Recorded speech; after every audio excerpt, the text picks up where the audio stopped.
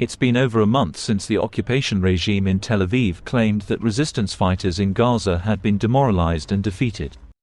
In fact, the occupation, at some point, claimed that northern Gaza had been overrun, with strategic defense locations of Palestinian freedom fighters destroyed. They stated that the alleged success there prompted the shift to the south. Yet, continued fighting in many areas of the north has debunked the media stunt that the resistance is no more in Gaza. Missiles have continued to harass the occupation in their comfort zone. It appears the Israeli forces, despite their air advantage, have remained at a loss on how to properly tackle the secretive prowess of the resistances. The fact that missiles keep flying into Tel Aviv and the structure of the Palestinian freedom fighters still manages to survive are military victories that have kept the Israeli army on their toes. This shows that despite what anybody says, the crisis in Palestine defies any military solution, and the defeat of Hamas cannot be possible in the current military atmosphere in Gaza. A video, the release time of which cannot be independently verified, allegedly shows the firing of missiles into Israeli airspace, leaving many wondering whether Israel has sincerely been targeting its adversary or has been more focused on the total displacement of ordinary Palestinians from their homes. The possibility that this has been the modus operandi of the occupation forces is becoming glaring.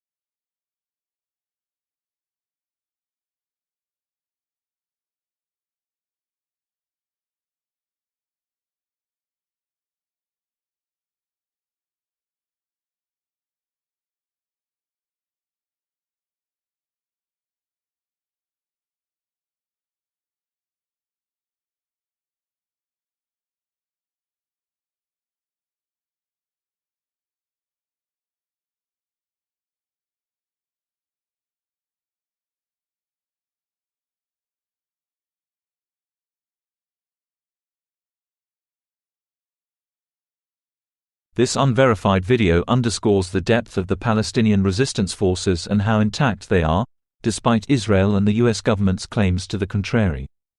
It shows that the ability to fire missiles into Israel by the Palestinian group remains very active and continues to play a pivotal role in defending their rights in Gaza.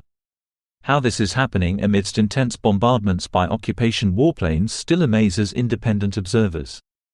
This confirms the allegations made by many crisis observers that Israel's alleged intention is to displace the people of Palestine. For instance, the Euromed Human Rights Monitor stated that the Israeli army's claim, stating that every killed armed individual or faction member results in the loss of 2 civilian lives, is false. According to preliminary statistics provided by the Euromed Monitor, based on field documentation, at least 9 out of 10 Palestinian deaths resulting from Israeli attacks are civilian deaths. The death toll of Palestinians has risen to 21,022 since the start of the war in the Gaza Strip. This number includes those missing under the rubble, whose chances of survival have almost completely diminished, comprising 8,312 children and 4,270 women. It's important to note that 19,660 of the deceased are civilians. According to the human rights group, these figures clearly refute the Israeli claim, as 60% of the deceased are women and children.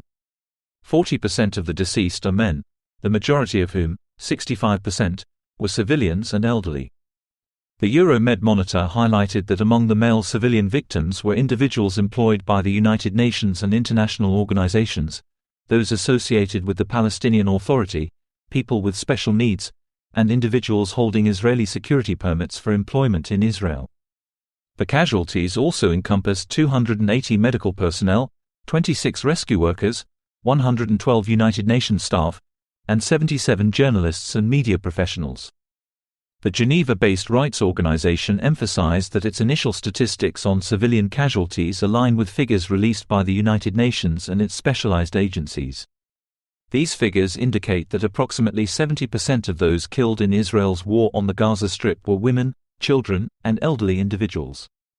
These statistics were presented by the World Health Organization, the United Nations Office for the Coordination of Humanitarian Affairs, OCHA, and the United Nations Population Fund. UN Secretary-General Antonio Guterres previously remarked that Gaza had become a cemetery for children. According to the Euromed Monitor, Israel is obliged by international humanitarian law and the laws of war to safeguard civilians and refrain from attacking them under any circumstance. This contradicts Israel's broadening of the army's authority to strike non-military targets and its relaxation of restrictions concerning anticipated civilian casualties. The Israeli army's official statements, announcing extensive assassination operations against what it deems as wanted individuals, have so far listed more than 22 reported targets and acknowledged the significant toll of victims in each operation. In comparison to its prior military operations in the Gaza Strip, Israel's current bombing of the region is notably more intense.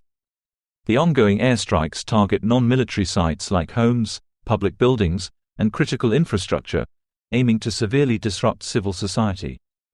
Israel, which has blockaded the Gaza Strip since 2006, possesses extensive intelligence files on the majority of potential targets in Gaza, including residential structures. This allows them to estimate the probable number of civilian casualties resulting from an attack on a specific target. Army intelligence units are pre-aware of these figures, calculating them prior to the attack, and foreseeing the approximate number of civilian casualties before initiating the strike.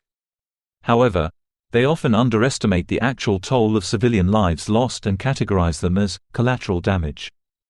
The Euromed Human Rights Monitor concluded that the rate of civilian deaths in Israel's ongoing conflict in the Gaza Strip is the highest among conflict areas globally in the 21st century. This starkly violates the principles of human rights and international humanitarian law, which prioritize the protection of civilians above all. Insert.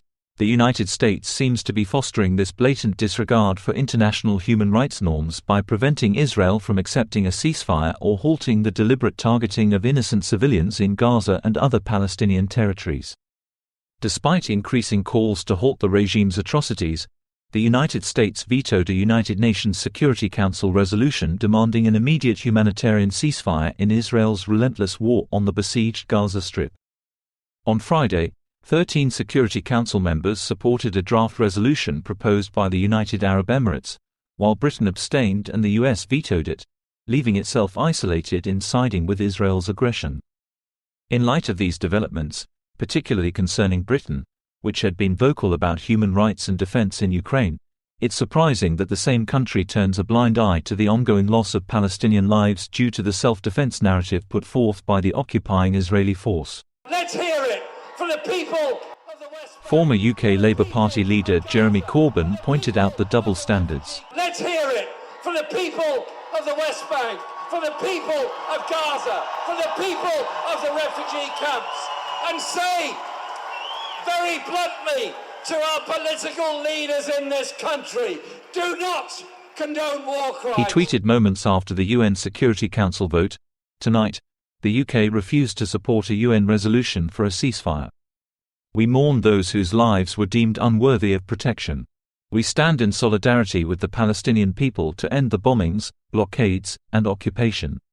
There is no possible justification for deliberately killing. The vote occurred following a formal warning by UN Secretary-General Antonio Guterres to the 15-member Council on the global threat posed by the 2-month-long Israeli war against the defenseless people of Gaza.